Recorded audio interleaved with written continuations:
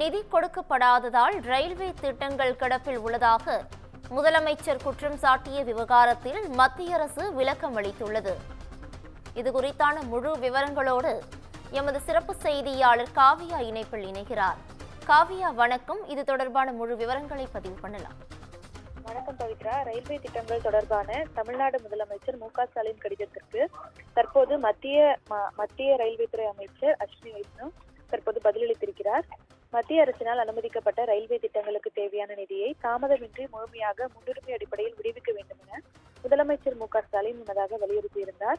பிரதமருக்கு அவர் எழுதியிருந்த கடிதத்தில் நிறுத்தி வைக்கப்பட்டுள்ள முக்கியமான திட்டங்களை மீண்டும் தொடங்கிடவும், தமிழ்நாட்டுக்கு கூடுதலாக புதிய திட்டங்களை அனுமதித்திட உரிய அறிவுரைகளை ரயில்வே அமைச்சகத்திற்கு வழங்கிடவும் அவர் வலியுறுத்தியிருந்தார். ரயில்வே திட்டங்களை விரைவாக நிறைவேற்றுவதற்கு தேவையான அனைத்து ஒத்துழைப்புகளையும் வழங்க தமிழ்நாடு அரசு முழுமையாக உறுதி பூண்டுள்ளதாக கூறியிருக்கும் முதலமைச்சர் இது தொடர்பாக பிரதமரிடமிருந்து விரைவில் சாதகமான நடவடிக்கையை எதிர்பார்ப்பதாக அவர் தெரிவித்திருந்தார். இந்த நிலையில்தான் தற்போது இந்த கடிதம் தொடர்பாக மத்திய அமைச்சர் அஸ்வினி வைஷ்ணவ் தனது எக்ஸ் தளத்தில் பதிலளித்திருக்கிறார். அதன்படி மத்திய அரசு தமிழ்நாட்டின் வளர்ச்சிக்கு முழுமையாக உறுதி பூண்டுள்ளதாக அவர் கூறியிருக்கிறார். கடந்த 2014ஆம் ஆண்டு முதல் மாநிலத்திற்கான பட்ஜெட் ஒதுக்கீடு 8.5 மடங்குக்கும் அதிகமாக அதிகரித்து 2026-2027ஆம் ஆண்டில் 7,611 கோடியை எட்டியிருப்பதாக அவர் கூறியிருக்கிறார்.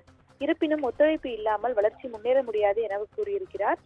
தொடர்ந்து நடந்து கொண்டிருக்கும் ரயில்வே திட்டங்களுக்கு தேவையான நிலத்தில் 24% மட்டுமே ஒப்படைக்கப்பட்டுள்ளது. அதாவது 4,326 ஹெக்டேர் நிலத்தில் 1,052 ஹெக்டேர் நிலம் மட்டுமே ஒப்படைக்கப்பட்டிருப்பதாக அவர் தெரிவித்திருக்கிறார். நிலம் கையகப்படுத்துதலுக்காக 1,465 கோடி ஏற்கனவே தமிழ்நாடு அரசுக்கு செலுத்தப்பட்டுள்ளதாகவும், மாநில அரசிடம் நிலம் கையகப்படுத்துதல் நிலுவையில் இருப்பதால் பல முக்கியமான திட்டங்கள் தாமதமாகின்றன எனவும் மத்திய அமைச்சர் குற்றம் சாட்டியிருக்கிறார். நிதி இல்லாததால் திட்டங்கள் நிறுத்தப்படுவதில்லை, அத்தகைய எந்த ஒரு கூற்றும் ஆதாரமற்றது எனவும் அவர் தனது எக்ஸ் தளத்தில் கூறியிருக்கிறார். பல திட்டங்களில் நிலம் கையகப்படுத்துதல் என்பது ஒரு முக்கிய பிரச்சனையாக இருப்பதாகவும் அவர் கூறியிருக்கிறார். மதுரை அருப்புக்கோட்டை வழியே செல்லக்கூடிய மதுரை தூத்துக்குடி ரயில் பாதையில் 91% நிலம் கையகப்படுத்துதல் பணியானது நிலுவையில் இருப்பதாகவும், திண்டிவனம் திருவண்ணாமலை ரயில் பாதைக்கு 86% நிலம் கையகப்படுத்த வேண்டியுள்ளதாகவும், ராமேஸ்வரம் தனுஷ்கோடி புதிய பாதை திட்டத்திற்கு 2019ஆம் ஆண்டு பிரதமர் மோடி அடிக்கல் நாட்டியும் தமிழ்நாட்டின் ஒத்துழைப்பு இல்லாததால் இந்த திட்டத்தின் நிலம் கையகப்படுத்துதல் இன்னும் தொடங்கப்படவில்லை எனவும் அவர் தொடர்ந்து எடுத்துக்காட்டுகளை முன்வைத்திருக்கிறார். இந்த சவால்கள் இருந்த போதும் மத்திய அரசு பல புதிய பாதைகள் இரட்டை பாதைகளை அனுமதித்துள்ளதாக தெரிவித்திருக்கிறார். தமிழ்நாட்டின் பொருளாதார மற்றும் தொழில்துறை வளர்ச்சியை ஆதரிக்கும் வகையில் மேலும் திறன் விரிவாக்கத்திற்கான விரிவான திட்ட அறிக்கைகள் தயாரிக்கப்பட்டுள்ளதாகவும் அவர் கூறியிருக்கிறார். தமிழ்நாட்டில் மொத்தம் 77 அம்ருத் நிலையங்கள் முழுமையாக மறு வடிவமைப்புக்காக அடையாளம் காணப்பட்டுள்ளன. 18 நிலையங்களுக்கான பணிகள் ஏற்கனவே முடிக்கப்பட்டுள்ளன எனவும் அவர் கூறியிருக்கிறார். 2014 முதல் தோராயமாக 1,350 கிலோமீட்டர் பாதைகள் கட்டப்பட்டுள்ளன.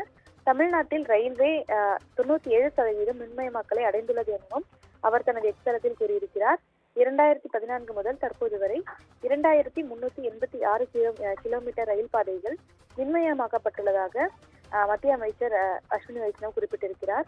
இந்தியாவில் தயாரிக்கப்பட்ட நவீன ரயில்கள் தமிழ்நாடு மக்களுக்கு மேம்பட்ட மற்றும் மலிவு விலையில் பயணத்தை உறுதி செய்வதாகவும், வந்தே பாரத் எக்ஸ்பிரஸ் தற்போது செயல்பாட்டில் உள்ள தமிழ்நாடு உள்ளிட்ட வந்தே பாரத் எக்ஸ்பிரஸ் தற்போது சேவை சிறப்பாக வழங்கப்பட்டு வருவதாகவும் அவர் கூறியிருக்கிறார்.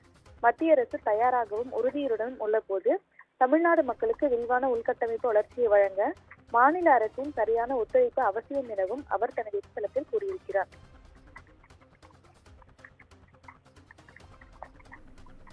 கூடுதல் விவரங்களுக்கு நன்றி காவியா.